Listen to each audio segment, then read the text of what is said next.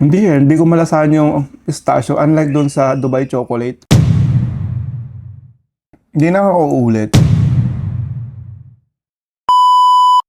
Ako lang ba yung palagi nagkikrave? Pag may dumadaan sa newsfeed or sa FYP, for sure kayo rin. Sikat na sikat ngayon ang Dubai Chewy Cookie. And matagal ko na siyang kine-crave. So ngayon, ang dami kong binili guys. Wow! Then nagkikrave tayo. Ito ang episode na tinatawag kong patikim ng cookie mo.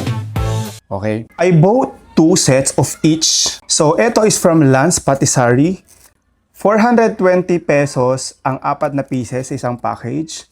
Nasa Timog sila. Isa naman, isa No More Breads. Mas mura to, 350 pesos.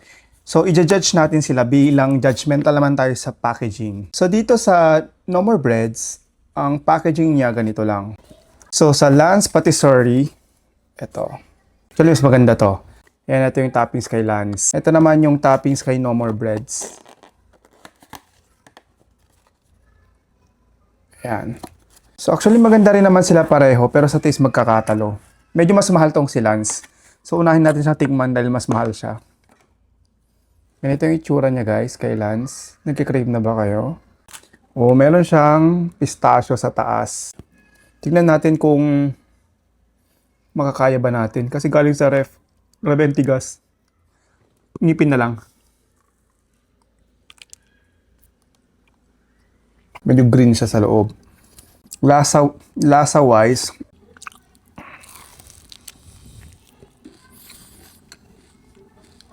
maganda siya. Sa looks, nakakatakam kainin, pero ang hirap niyang kainin kasi makunat. Pistachio, parang onti lang yung pistachio flavor. Pero for its price, rate ko to 8/10. So guys, sikman naman natin tong kay No More Breads. Grabe yung tsura ko, no? Pang kontrabida. Bagay na bagay ko naman na maging kontrabida. Alam mo naman yun.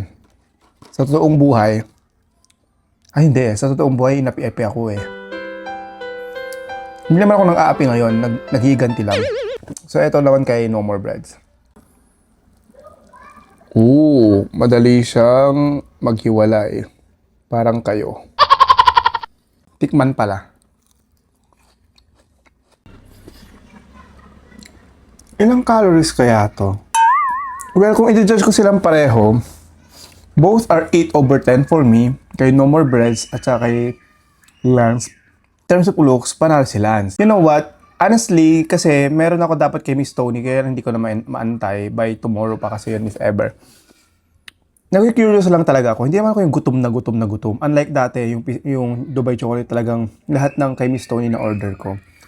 Pero eto, hindi ko naman masabing hindi ko na-appreciate. Na-appreciate ko naman. Maganda yung presentation and all. Pero overall, hindi ko na siya uulitin. Dalawa pa naman binili ko. Kapatid ko di mahilig sa sweets. Hindi ko malasahan yung pistachio. Unlike doon sa Dubai chocolate. Kay Lance, may unting pistachio pa na titikman. Kay No More Breads, wala. So guys, kung curious kayo din, try nyo na lang sa sarili nyo. Kasi ako, gusto ko sana gumawa, kaya napakatrabaho. And alam kong tamad ako magligpit. Hindi na ako uulit. Tsaka, grabe ang dami kong binili. As in, dami ko talaga binili.